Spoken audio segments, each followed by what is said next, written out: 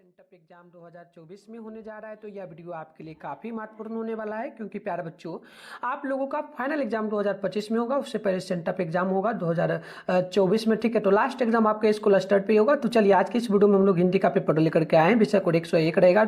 Set code आपका जो है ना एड आने वाला है। और मैं बता दूं इस वीडियो में हम लोग आपको सब्जेक्टिव प्रश्न का आंसर बताने वाले, पीछे के वीडियो में ऑब्जेक्टिव का बता दिए थे, ठीक है।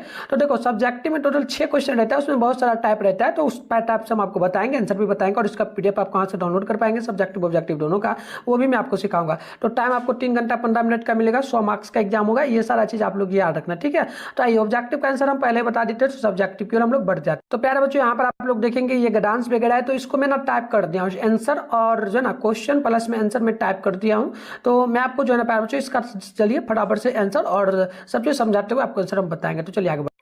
तो चलिए यहाँ से अच्छे से देखिए, मैं आपको बता दूं सबसे पहले जो है पहला क्वेश्चन जो मिलेगा उसमें आपको निम्नलिखित गद्यांशों में से किसी एक गद्यांश को पढ़ करके नीचे दिए गए प्रश्नों का जवाब देना है। 2 नंबर वाला ये होगा, जैसे कि 5 क्वेश्चन का जवाब दोगे ना तो 10 नंबर मिलेगा, इस टाइप से। तो देखो गद्यांश जो दिया गया है, मतलब कि ये पंक्ति दिया गया है, आप इसको पढ़ोगे, ठीक है। इसको पढ़ लेना अच्छे से। पढ़ने के बाद आपको नीचे ये दिया गया है, तो इसका आंसर देने को। तो मैं आंसर के साथ यहाँ पर टाइप सारा कुछ कर दूँ क्वेश्चन आंसर। तो आपको लिखना कहाँ से, तो लिखना ये है, जैसे कि पहला नंबर दे करके, जैसे कि यहाँ पर पहला और आंसर इस प्रकार से लिखिएगा, जैसे कि ये क्वेश्चन है, इसका आंसर हम लोग दिए। तो आपको इस टाइप से नहीं लिखना, मात्र इतना लिखना है, पहला नंबर देना है, पहला नंबर देकर के इस प्रकार से पॉइंट पहला, ठीक है। तो चलो यहाँ पर देखो, जैसे कि पहला क्वेश्चन था कि व्यक्ति की प्रगति की आधारशिलता क्या है, तो याद रखिएगा आत्मनिर्भरता की प्रगति की आधारशिला है। दूसरा क्वेश्चन बोला कि 19 जो ना उन्नति की दौड़ में सबसे आगे कौन रहता है। तो देखिए जो व्यक्ति समाज में अपने सारे जो ना कार्य स्वयं करता है और जरूरत पड़ने पर दूसरों की सहायता करता है, वह उन्नति की दौड़ जो ना दौड़ में आगे रहता है, ठीक है। चलिए आगे बढ़ते हैं। नेक्स्ट प्रश्न है यहाँ पर देखिए 2-3 नंबर है कि कौन व्यक्ति पिछड़ा जाता है। तो देखिए अपने कार्य के लिए दूसरे पर निर्भर रहने वाला व्यक्ति पिछड़ा जाता है। चौथा है कि सामाजिक एवं मानसिक रूप से स्वस्थ कौन होता है। तो देखो स्वावलंबी व्यक्ति सामाजिक और मानसिक रूप से स्वस्थ और शक्तिशाली होता है, ध्यान रखिएगा, ठीक है। जो आंसर लिखा गया ना, ये क्वेश्चन है, ये आंसर है, तो आप नंबर दे करके आंसर लिख दोगे, जैसे कि 5 का आंसर आप लिख दोगे, ठीक है। तो इस टाइप से लिख देना। चलो जैसे कि देखो उन्नति के शिखर पर कौन पहुंच जाता है। तो देखिए आत्मनिर्भर व्यक्ति अपने जीवन में उन्नति के शिखर पर पहुंच जाता है। अब दूसरा भी पॉइंट है, तो दूसरा भी यहाँ पर क्वेश्चन है, इसमें भी आपको लिखना होगा, ठीक है। तो देखो जैसे कि ये इसमें भी सेम वही गद्यांश है, इसको पढ़ करके आपको 5 क्वेश्चन का जवाब देना है, 2 मार्क्स वाला 10 नंबर मिल जाएगा आपको। तो ये देखो यहाँ से यहाँ तक गद्यांश है, 1 नंबर का गद्यांश का हम लोग उत्तर दे रहे हैं, ठीक है ना। तो चलिए यहाँ पर लिखिएगा, आपको ब नंबर भी मिलेगा, 2 ऑप्शन देता है क ब, ठीक है। तो आप उसको छोड़ दीजिएगा, आप इतना ही लिखिएगा। आंसर कैसे लिख पाइएगा, तो जैसे कि दूसरा, जैसे कि यहाँ पर देख लो, ये आपका दूसरा क्वेश्चन है ना, तो आप क्या करोगे, यहाँ पर लिखोगे 2 नंबर दोगे, इस प्रकार से 2 नंबर, फिर आप लोग दोगे क का, फिर यहाँ पर दोगे जैसे ये पहला है ना, पहला का इस टाइप से आंसर, और इस टाइप से लिख करके ये पूरा का पूरा लिखोगे। दूसरा का देना है तो डायरेक्ट 2 नंबर ही लिख दोगे, फिर चलेगा, क्योंकि ये पहले दर्शन आपको होगा, तब ना एग्जामिनर को पता चलेगा कैसे आंसर लिखना है ना। तो इस टाइप से ध्यान रखना। चलो यहाँ पर देखो क्वेश्चन है कि बुनियादी शिक्षा को हम लोग किस नाम से जानते हैं। तो देखो बुनियादी शिक्षा को हम लोग बेसिक शिक्षा भी कहते हैं ना, यानी कि छोटी शिक्षा, स्टार्टिंग का प्रारंभिक शिक्षा। चलो दूसरा कि बुनियादी शिक्षा का क्या तात्पर्य है। तो देखो बुनियादी शिक्षा का तात्पर्य शिक्षा की उस प्रणाली है जिसमें विभिन्न प्रकार के हस्तलिपियों का प्रशिक्षण प्रदान करते हुए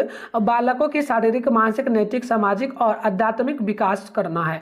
चलिए आगे हम लोग बढ़ेंगे ना। तो 3 नंबर देखिए क्वेश्चन है कि बुनियादी शिक्षा का आंदोलन किसने शुरू किया। तो देखो महात्मा गांधी ने बुनियादी शिक्षा का आंदोलन किया था। अगला क्वेश्चन है कि बुनियादी शिक्षा से क्या जागृत होता है। तो देखिए बुनियादी शिक्षा से राष्ट्रीय चेतना जागृत होती है। और 5वां है बुनियादी शिक्षा पद्धति की 3 बातें कौन है। तो बुनियादी शिक्षा पद्धति की 3 बातें इस प्रकार है, जिससे कि आप यहाँ पर लिख देंगे। इस प्रकार से मैं आपको अच्छे से सारे क्वेश्चन दिखा रहा हूं, आंसर भी दिखा रहा हूं, तो आप लिखते चलेंगे। जैसे कि लिख देंगे पहला क नंबर में देकर के कि शिक्षा के में उत्पादक कार्यलाभ, अर्थात ऐसा कोई विषय सिखाया जाए जिससे छात्र कुछ कमाई करने योग्य बन सके। अगला क नंबर का लिखिएगा कि पाठ्यचर्या का उत्पादक कार्य ना कार्यालापों और भौतिक और तथा सामाजिक पर्यावरण से सहसंबंध है। अगला लिख दीजिएगा कि स्कूल तथा स्थानीय जन समुदाय से घनिष्ठ संबंध है। यहाँ पर देखिएगा इस प्रकार से है, कोई दिक्कत यहाँ पर का देख सकते हैं, ठीक है। तो इस प्रकार से यहाँ पर सारे क्वेश्चन का उत्तर देगा। ये ख नंबर है, ख नंबर का नहीं भी लिखेगा ना तो चलेगा, क्योंकि 8वां वाला का आंसर भी यहाँ पर दे दिएगा, इसको छोड़ दीजिएगा। देखो 3 नंबर क्वेश्चन जो है इसमें क्या बोला, निम्नलिखित में से किसी एक विषय पर दिए गए संकेत बिंदुओं के आधार पर लगभग 250 से 300 शब्दों में निबंध लिखना है, जो कि 10 नंबर वाला सीधे होगा। तो निबंध वगैरह जरूर आप लोग तैयार कर लीजिएगा। जैसे कि यहाँ पर पहला पूछा कि समय का क्या महत्व है, तो समय पर महत्व के बारे में इसका भूमिका लिखना है, समय के सदुपयोग से लाभ लिखना है, समय के दुरुपयोग से हानि, निष्कर्ष क्या निकलेगा, ये सारा चीज लिखना है, ठीक है। आंसर पे भी देंगे एक का, जैसे कि छात्र और अनुशासन, तो इसमें भी भूमिका लिखना है, उसी प्रकार से लिखना है, ठीक है। और देख लो यहाँ पर गणतंत्र दिवस है, तो गणतंत्र दिवस के बारे में भूमिका, गणतंत्र दिवस के ऐतिहासिक पृष्ठभूमि, गणतंत्र दिवस का महत्व क्या है, ठीक है, और उस प्रकार से लिखिएगा। अब आगे आपका हो जाता है कि जो ना स्वावलंबनम, तो इस प्रकार से इस पर भी लिखना है। सूखा होगा यानी कि अकाल जिसे कहते हैं, इस पर लिखना है। तो हम लोग देखो यहाँ पर जो है ना ख नंबर का उत्तर दिए, जो कि आपका हो जाता है क्या, तो छात्र एवं अनुशासन, तो इस प्रकार से लिखना। तो देखो हमने यहाँ पर उत्तर लिख दिए, आपको पढ़ के बताते हैं, ठीक है। देखो पहले भूमिका लिखना है, भूमिका में लिखना है कि जीवन को आनंद पूर्वक जीने के लिए विधा और अनुशासन दोनों आवश्यक है। अनुशासन भी एक प्रकार की विधा है, अपनी दिनचर्या को जो है ना, अपने बोल चाल को, अपने रहन सहन को, अपने सोच विचार को, अपने समस्त व्यवहार को व्यवस्थित करना ही अनुशासन होता है। आगे देखिएगा छात्र जीवन में अनुशासन का महत्व, तो विद्यार्थी के लिए अनुशासन होना परम आवश्यक है। अनुशासन से विद्यार्थी को सब प्रकार की लाभ होती है। अनुशासन अर्थात निश्चित अवस्था से और धन की बचत होती है। जिस छात्र ने अपनी दिनचर्या निश्चित कर ली, उसका समय व्यर्थ नहीं जाता, वह अपने एक एक क्षण की जो ना समुचित उपयोग उठाता है, वह समय पर मनोरंजन भी कर लेता है तथा अध्ययन भी पूरा कर लेता है। इसके विपरीत अनुशासनहीन छात्र आज का काम कल और कल का काम परसों पर टाल करके मुसीबत इकट्ठा कर लेता है। आगे चलिए, और भी इसमें आपको लिखना होगा अनुशासनहीनता के कारण। देखिए आज भारत के जीवन में के प्रत्येक क्षेत्र में अनुशासनहीनता है। आज का विद्यार्थी जो ना साज श्रृंगार सुख आराम की इच्छा कर रखता है। दूसरी बात, माता पिता द्वारा अच्छी तरह अध्ययन नहीं देना, खराब संगत में वो चले जाते हैं। चलिए आगे लिखिएगा जो ना सुधार के उपाय। तो देखिए अनुशासन का गुण बचपन से ही ग्रहण किया जाना चाहिए, इसीलिए इसका संबंध छात्र से है। विद्यालय की सारी व्यवस्था में अनुशासन और नियमों को लागू करने के पीछे यही बात है। देखिए यही कारण है कि अच्छे अनुशासन विद्यालयों के छात्र जीवन में अच्छी सफलता प्राप्त करते हैं। अनुशासन हमारी जो ना हौज पौज जिंदगी में को साफ और सुलझी हुई व्यवस्था कर देता है। इसके कारण हमारी शक्तियां केंद्रित होती है, हमारा जीवन जो ना उद्देश्य पूर्ण बनता है और तथा हम थोड़े समय में ही बहुत काम कर पाते हैं। चलिए, और इसी में लास्ट में लिखना होगा कि उपसंहार, यानी इसका क्या निष्कर्ष निकला। तो देखिए अनुशासन का अर्थ बंधन नहीं है, इसका अर्थ व्यवस्था, इसका अनुकरण करके जीवन में सफल हुआ जा सकता है।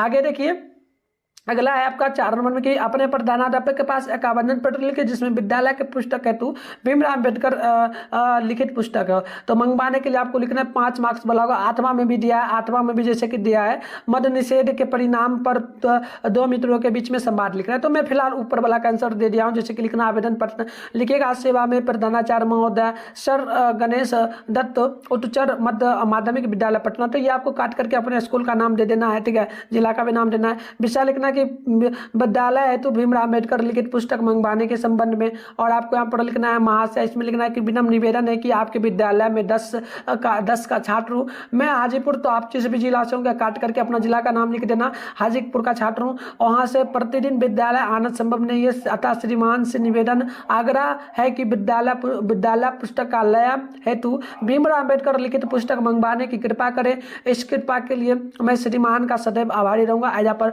आपको 100 धन्यवाद लिखना है। जो डेट होगा, जैसे कि आज मैं जो वीडियो बना रहा हूँ ये वैसे कि आपका एग्जाम जो होगा ना 19 को होगा, तो 19/11/2024 आप लोग डेट वगैरह दे सकते हो। ठीक है, चलो यहाँ पर आपको क्या लिखना है, आपका गैरकार्य साथ आपका जो भी नाम है ये काट करके ABC को आपको अपना छात्र दे मतलब नाम दे देना, मतलब कि आपका नाम देना है। कक्षा में आपका जो रोल नंबर होगा, रोल नंबर यहाँ C के स्थान पे, मतलब कि C जो है कई बच्चों का होता है ना कि सेशन A में है, सेशन B में क्लास होता है, तो जो भी होगा काट देना, नहीं तो अगर नहीं होगा डायरेक्ट 10 होगा तो 10 लिख देना, क्रमांक जो होगा काट करके आप अपना क्रमांक लिख देना। चलो 5 नंबर की अगर बात करेंगे तो इसमें क्या बोला कि किन्हीं 5 क्वेश्चन का जवाब देना है। ये इसमें 5 क्वेश्चन का जवाब दीजिएगा, 2 मार्क्स मिला, 10 नंबर मिलेगा। तो चलिए मैं क्वेश्चन और आंसर सारा समझाते चल रहा हूँ। तो देखो पहला क्वेश्चन होगा कि विश्व के दास शीर्षक पाठ में सेन साहब के परिवार में बच्चों का पालन पोषण किए जो ना किए जा रहे लिंग आधारित भेदभाव को लिखे। तो उत्तर होगा कि सेन साहब के घर में 5 लड़कियां और 1 लड़का, कहने को सभी सेन साहब की संतान है, किंतु लड़कियों और लड़कों के सहन रहन शिक्षा लाड़ प्यार में जो ना लिंग जनित बहुत विषमताएं हैं। लड़कियों को अलग जो ना तालीम शिक्षा बोलना चलना सिखाया गया है, किंतु खोखा के लिए इसकी कोई सीमा नहीं है। लड़कियां जोर से हंस नहीं सकती है, किसी चीज को तोड़ती फोड़ती नहीं, शाम का वक्त छोड़कर कभी खेत में नहीं कभी खेलती भी नहीं, जबकि खोखा इन सब का अपवाद है। सेन साहब का कहना है कि इंजीनियर बनेगा, इसलिए अभी से ठोक ठाक करना जरूरी है। इस तरह बच्चों के पालन पोषण में लिंग आधारित भेदभाव व्याप्त होता है। आगे देखिएगा, यहाँ पर आपका 3 नंबर का आंसर हो जाएगा। देखिएगा 2 नंबर क्वेश्चन है कि भारत की ग्राम पंचायतों को किस अर्थ में जोड़ और किन के लिए जो ना लेखक मैक्स मुलर ने महत्वपूर्ण बतलाया। तो देखो उत्तर होगा कि अत्यंत सरल राजनीतिक इकाइयों के निर्माण और विकास से संबंध प्राचीन युग के कानून के पुरातन रूप के उनके महत्व और विशिष्टता के ज्ञान पाने वालों के लिए एक लेखक ने ग्राम पंचायत को महत्वपूर्ण बताया। भारत की ग्राम पंचायतों को लेखक ने स्थानीय स्वशासन के अर्थ में लिया है। यह ऐसी प्रणाली है जिसमें ग्रामीण अपना शासन खुद करते हैं। ठीक है, चलिए 3 नंबर क्वेश्चन है कि लेखक गुणाकार मुरे ने किन भारतीय लिपियों से देवनागरी का संबंध बताया। तो देखो उत्तर होगा कि लेखक ने संस्कृत, प्राकृतिक, गुजराती, बांग्ली और ब्राह्मणी लिपि से देवनागरी का संबंध बताया है। नागरी या नंदी नागरी भी देवनागरी के समान होता है।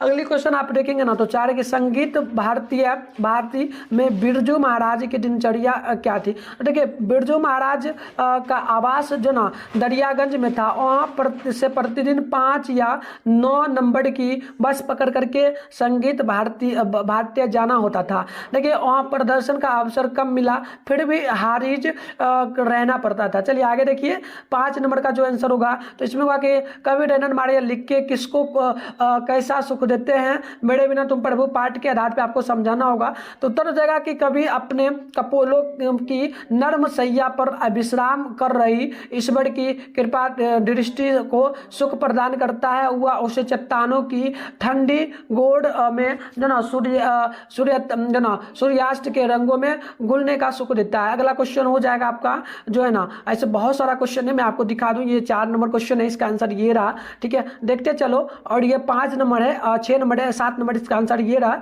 इसमें थोड़ा और उसका आंसर हो जाएगा, आप लोग देखेंगे तो उसका थोड़ा और ये आंसर हो जाएगा। और आगे देखेंगे आप लोग तो ये आपका हो जाता है 8 नंबर क्वेश्चन, इसका आंसर ये रहा। वैसे आपको 15 क्वेश्चन बनाना है तो टाइम ज़्यादा लग जाएगा, देख लो। ये आपका 9 नंबर और इसका आंसर रहा, ये रहा 10 नंबर, उसका आंसर ये रहा।